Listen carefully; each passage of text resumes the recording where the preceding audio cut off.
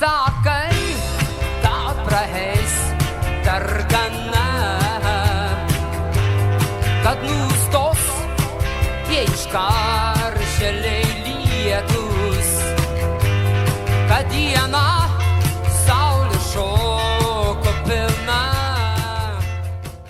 Atėjom pas Ąžuolą, 2 metų berniuką, atėjau nedrąsiai, Ąžuolas irgi buvo nedrąsus ir man atrodo ir aš, ir Ąžuolas po truputį įsidrąsinom ir pamačiusi, kokia yra čia nuotaika, kaip visi gyvena, kaip šeima, jaučiu labai kažkokią čia tikrai šilumą ir palaikymą vaikam ir labai norėčiau čia sugrįžti ir su svajonėm, ir su dirbtuvėm. Taip, čia yra ta vieta, kur nėra kažkokio liūdesio ar sunkumo, yra kažkokia didelė, gera vilties energija. Nu, tikrai eidama bijojau, o išeinu su tokia, išeinu pati stipresnė.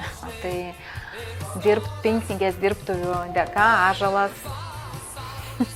Ąžuolas galėjo tikrai jaustis tikrai laimingas. Apie Ąžuolo ligą sužinojom gruodžio 2 dieną, kai darželiai prasirgęs koksakį virusu, pradėjo jaustis ne taip kaip anksčiau, kietėjo pilvukas, ir tada su šeimos gydytoja pasitarę apsilankėme pas gastro ir gydytojas pamatė, kad tai yra navikas, tada iš karto išsiuntė mus į kliniką, čia taip pat patvirtino.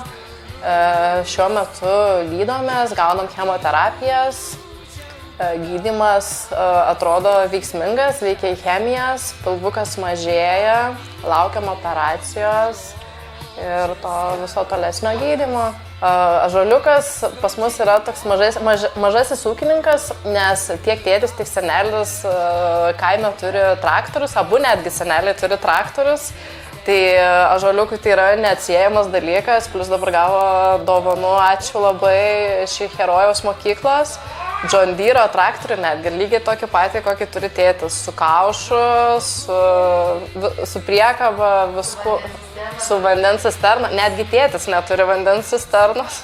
Ąžuolas tai šiaip visą laiką buvo mėgėjas su traktoriais, bet kai atsidūrėm ligoninę, čia jam pasikeitė ta visa aplinka, tai buvom pradžio tik keletą rūbelių turėjo su traktoriais, kur nupiešti ten paveiksliukai, o dabar reikia ir kojinių, ir kelnių. Jis kitaip net nenori rengtis, jisai rodo, ką reikia rengtis ir ko ne. Jisai yra tik 2 metų vaikas, bet jisai jau supranta, buvom išleisti namo, jisai apsižiūri visą kūną, petukus, krūtinę, ar nėra pleistrų. Kokius 5 kartus ir gal tik kokią 3 dieną jisai žiūri, nėra, jau ne popa, sako. Ten smagu pas senelius, vienkiemy, kiti seneliai irgi kaime gyvenom, tai ten visa gyvūnyje, ten tie vištos ir panašiai, tai jam labai įdomu. Praeitą vasarą jie kaip tik ir leido pas senelius, nes mama išėjo dirbti anksčiau, po 3 metų dekretinių. Jiem ten iš vis, vienkiemy, grynos oras, platybės, eit kur nori, tai va, traktorius, tai čia bus pats tas, sakyk, mama, arbūzus pradėjo auginti, braškes pradėjo auginti, tai sūnelis pavežės, sesė pakraus. Dėkojom visai Herojaus mokyklai ir Herojaus mokyklos bendruomeniai už Pinknigės akciją, kurios metu surinktos lėšos nudžiugina sergančius vaikus. Ačiū.